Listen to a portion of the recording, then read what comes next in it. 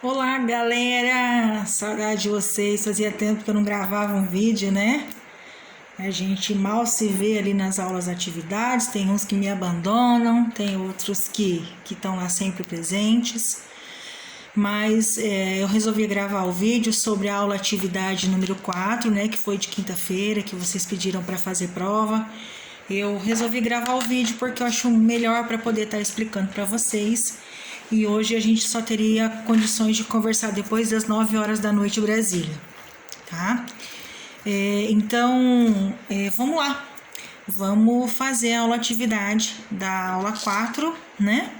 Que é a última aula que vocês tiveram da disciplina de planejamento tributário. A prova é semana que vem, né? Durante semana que vem, na outra quinta-feira, né? No dia da nossa aula, procurem fazer na quinta-feira, tá? Nós estamos encerrando mais um semestre, graças a Deus, né? E na perspectiva que realmente iremos voltar. Acredito que após esse recesso aí, a gente deva estar voltando presencialmente agora para valer, né? Valendo faltas, valendo frequências, né? Eles ficaram um pouco me abandonando aí porque vocês não estão tendo faltas, né? Mas eu acho que a gente deve voltar para valer daqui após esse recesso. Então vamos lá, a última aula de planejamento tributário, eu vou abordar os principais assuntos que o professor ressaltou na aula. Não sei se vocês já assistiram, se não assistiram, assistem, né? Vai ter um feriadão aí para vocês estarem estudando para essa prova, tá? O essencial na aula número 4 foi sobre crédito tributário, tá? Então, o que é crédito tributário? É o direito que o sujeito ativo tem de receber do sujeito passivo. Quem que é o sujeito ativo? O Estado, a União, os municípios, né? E quem que é o sujeito passivo? Somos nós, contribuintes. Então, o crédito tributário nada mais é o imposto que a gente tem que pagar, a obrigatoriedade do imposto que a gente tem que pagar, tá? Então, isso é um crédito tributário, de acordo com os ramos de atividade, com os tipos de regime tributário que as empresas possuem, né? Elas têm que pagar um respectivo imposto. Lembrando que é uma obrigação imposta por lei. A gente só paga o imposto quando é obrigado por lei, né? Nós temos o livre-arbítrio, a gente paga o que a gente quer, mas o que é imposto por lei, tiver uma legislação e a gente estiver inserida dentro dessa legislação, nós devemos pagar. Então, o imposto é diferente de taxas, de contribuições de melhorias, né? Principalmente de taxas. Taxas a gente paga diante de um serviço prestado, tá? Ah, professora, mas aí a água e a luz é considerado taxa. Porque se a gente não pagar a nossa água e a nossa luz, a gente não tem água e luz dentro de casa, não é verdade? Então, o básico, né, o principal da aula do professor de quinta-feira, do dia 27, foi sobre crédito tributário, que é uma obrigação, tá? Que o sujeito passivo tem para com o sujeito ativo, seja ele Estado, União, Estado e município, né? Nós temos diversos impostos federais, estaduais e municipais. Então, uma obrigação. Ele ressaltou as modalidades, né, do crédito tributário. Ele ressaltou o fato gerador, né, onde ele coloca lá o objetivo com o que é o objetivo, tem que estar previsto em lei. O sujeito, que é o subjetivo, que a pessoa é o contribuinte. O espacial, onde está, né, o lugar desse imposto. Temporal, a lei vigente sobre esse imposto, o valor ativo, que é a base de cálculo desse imposto, e o tarifário, que é a alíquota aplicada a este imposto, né? Então, é o fator todo gerador. Se é um imposto federal, né? Então, tá previsto em lei. O objetivo tá previsto em lei. O subjetivo, se nós, né, temos que pagar um imposto federal, então o subjetivo é o contribuinte. Espacial é o lugar, no caso, o imposto federal. Temporal é a lei que está vigente, de quando que esse imposto começou a vigorar. Valorativo, a base de cálculo que ele vai envolver, né? Por exemplo, imposto de renda, né? Imposto de renda pessoa física. Isso aí é previsto em lei, né? E ele é federal, certo? É descontado, é uma lei que vigente, uma lei trabalhista vigente, que é descontado de acordo com uma base de cálculo, né? Acima a partir de um valor de salário, né? Uma base de cálculo que tem uma tarifa específica, né? Um tarifário específico. E o valorativo, que é a base de cálculo, a partir de tanto se desconta imposto de renda, certo? E aí depois a gente tem que fazer esse lançamento, né, desse imposto de renda através de uma declaração. Muitas vezes a gente consegue, né, a restituição desse imposto de renda, e muitas vezes muitas pessoas acabam pagando ainda o imposto de renda, né?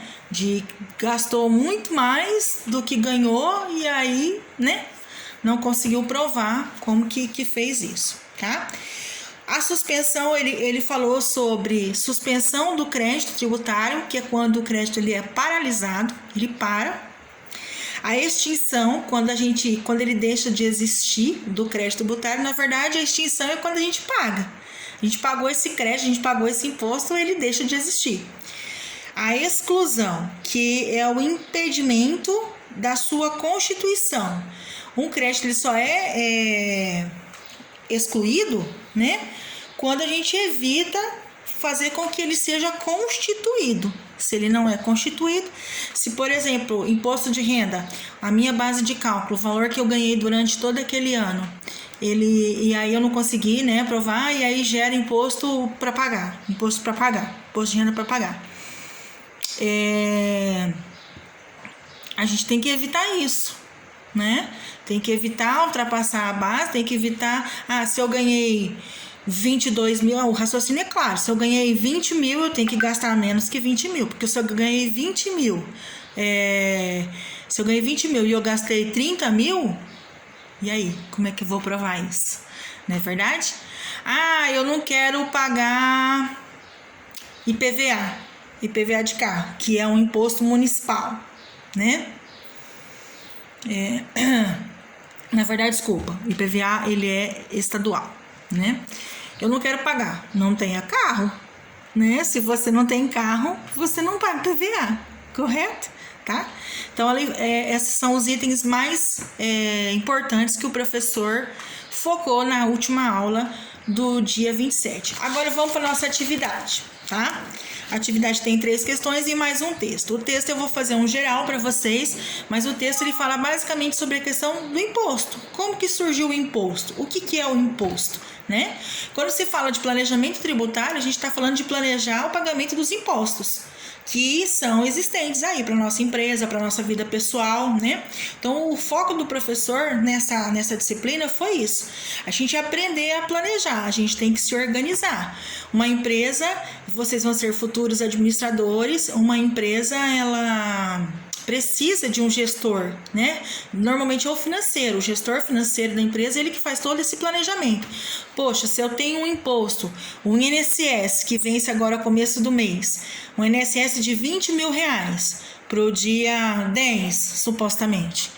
Eu, como gestor financeiro da empresa, eu tenho que ver como é que eu vou fazer. Isso é o meu planejamento tributário. Como que eu vou planejar para angariar fundos, angariar recursos, né? Para poder, do dia 10, eu arcar com esse imposto que é obrigado por lei, tá? Então, isso é o planejamento tributário. Primeira questão da aula atividade.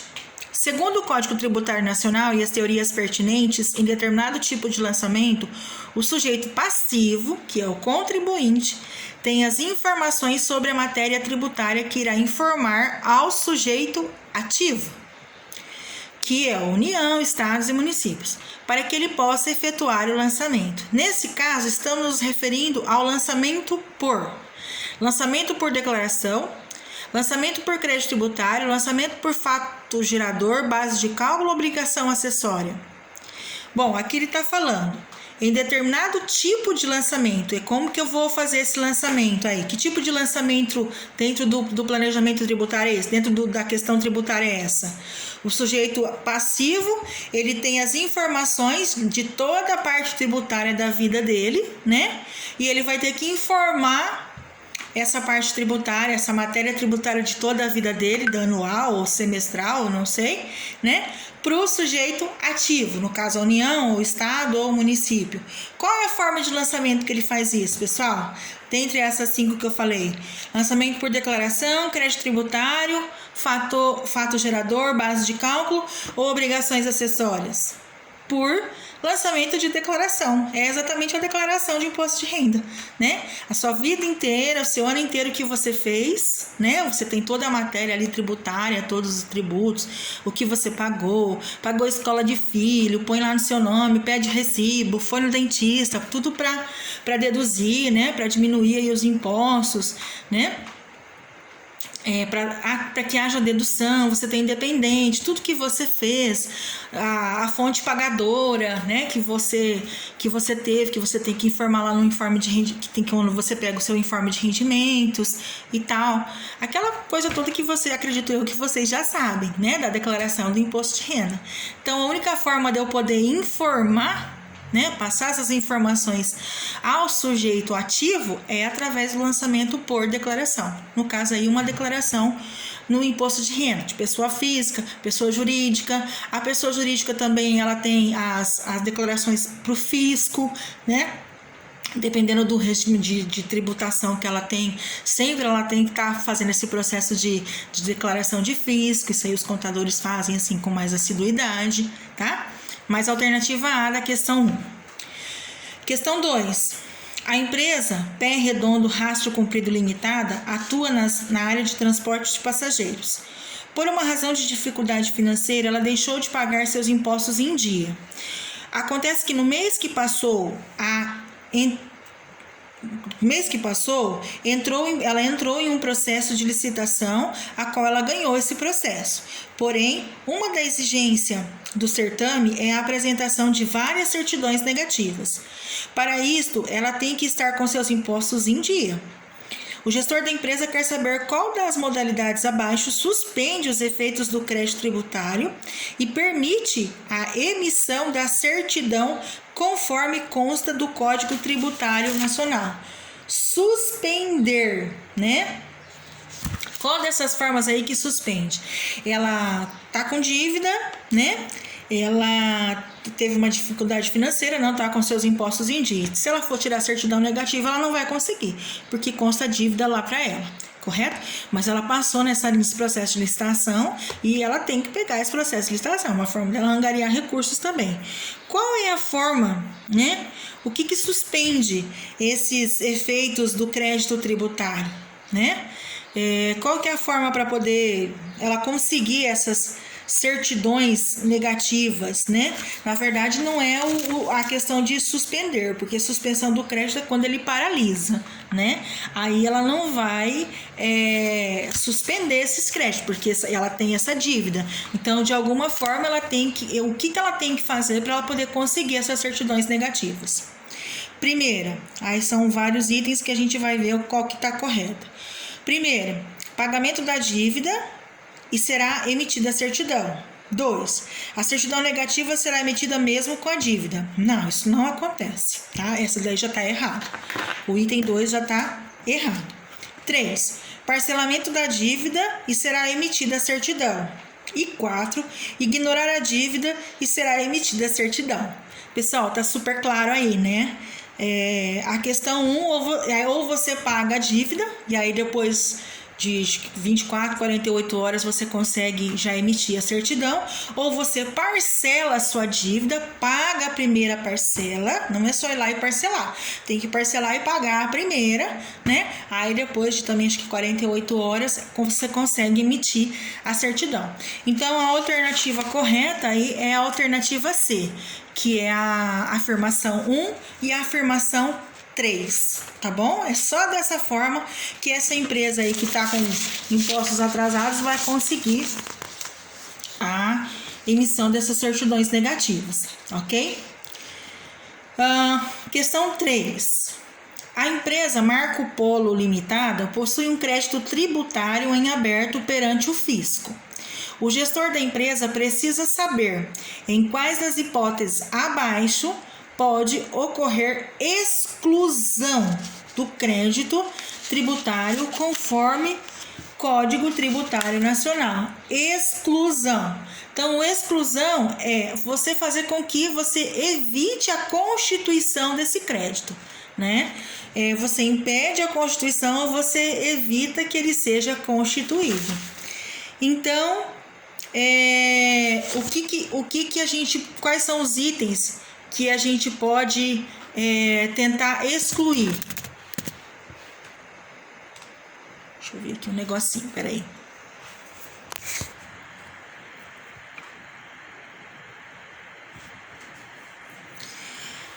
Tem lá o item suspensão e extinção, B, isenção e anistia, prescrição e decadência, isenção e decadência, anistia e extinção.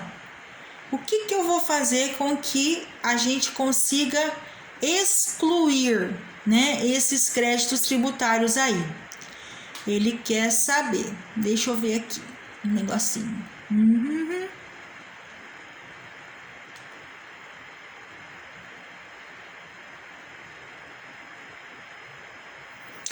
Existem dois tipos de, na verdade, de que você pode excluir o crédito tributário, que o professor ressaltou. Aqui é a alternativa B, ou a isenção ou a anistia, né? O que seria a isenção? Ele vai disciplinar os casos em que governos que tentam atrair investimentos para o seu território fazem um acordo com as empresas, né? Ou ele busca a isenção deste imposto, né? De alguma forma, não sei se tenta inserir a empresa neste procedimento, nessa lei, que venha que ela consiga, sei lá, num faturamento que seja, que ela não tenha que pagar esse imposto, né? Que ela seja isenta em relação a esse imposto, ou através da anistia. A anistia, ele fala aqui que é uma das formas de exclusão do crédito tributário. Ela abrange as infrações cometidas anteriormente à vigência da lei. Então, eu posso tentar excluir e aí eu tenho que verificar. Esse imposto que foi instituído para minha empresa, ele foi instituído antes que a lei tivesse vigente ou depois? Se for antes, e aí essa lei, né, em relação a esse imposto foi publicada, né, depois que foi constatado esse imposto na minha empresa, aí eu consigo o processo de exclusão, tá? Então, essas duas formas. Ou a minha empresa se enquadra no faturamento, sei lá o que eu não tenha que pagar esse imposto, seja isento, né? Ou eu busque saber se esse imposto ele foi instituído para minha empresa antes dele ser vigorado. Agora, se foi depois da vigoração dessa lei, aí não tem como eu excluir, tá? Mas as duas únicas formas de exclusão de um crédito tributário é a isenção ou a anistia. E o quarto item, na verdade, é o texto que o professor coloca aqui, que eu achei super interessante, né? Que fala sobre o imposto, origem e evolução dos impostos, o surgimento do planejamento tributário. Então, o imposto ele vem da palavra latim impostum, né? Colocar sobre representa a parcela que cada cidadão contribui para a receita pública. Não se equipara a uma taxa porque ela não é cobrada sobre serviços e é paga apenas pelos seus usuários. É como eu falei, imposto não é a mesma coisa que taxa.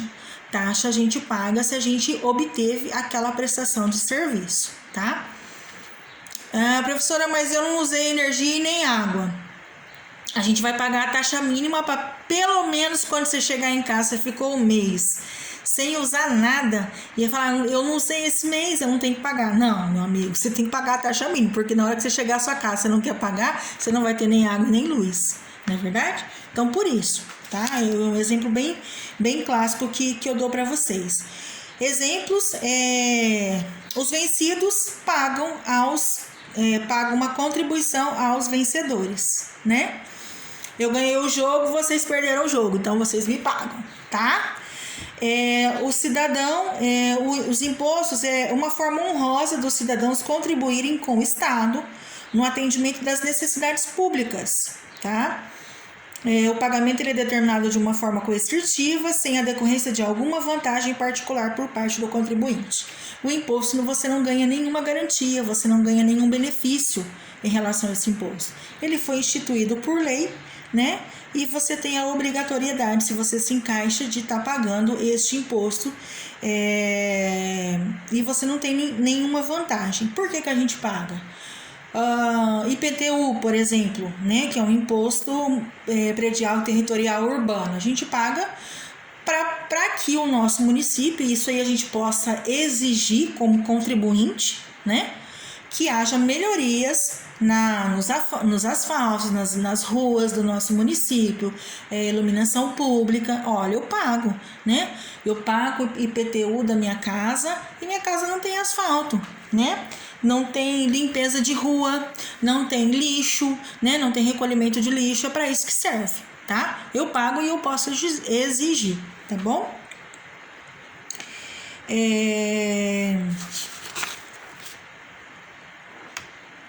Ninguém será obrigado a fazer ou deixar de fazer alguma coisa senão em virtude de lei.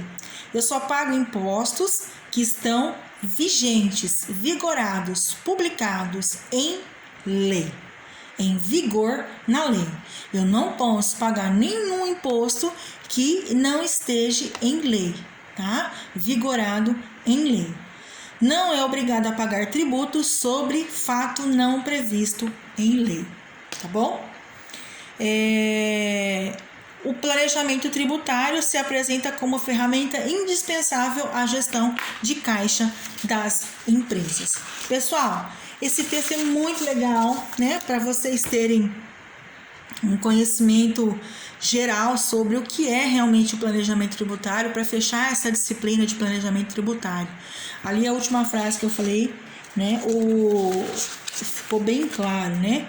Ele é uma ferramenta à gestão de caixa das empresas. É como eu falei, vai ter um imposto para pagar daqui a 10 dias e eu tenho que planejar como que eu vou pagar esse imposto.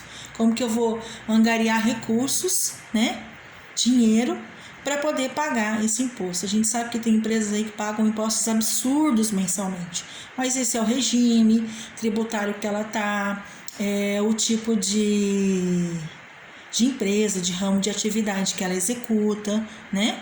Mas ela tem que planejar. Então, ele é uma ferramenta para não ter surpresas, para não ficar sem pagar esse devido imposto, tá bom? Então, essa foi a nossa aula atividade do dia 27 de quinta-feira. Eu espero que tenha ajudado, né, vocês. E estou aqui à disposição, o que vocês precisarem, tá bom? Eu preferi fazer o vídeo em relação a isso mesmo, para vocês assistirem com calma, no devido tempo de vocês, tá? Então, aí a gente não vai se ver hoje, não vou chamar vocês hoje, porque seria só depois das 9 horas da noite, 9 e pouco, porque antes eu tô em outro trabalho e eu vou chegar um pouco tarde, né? E aí, mas fica aí registrado essa discussão que a gente fez para vocês da aula atividade de quinta-feira. Falou, galera? Um beijão a todos. Tô com muita saudade de vocês, tá bom? Tudo de bom. Deus abençoe.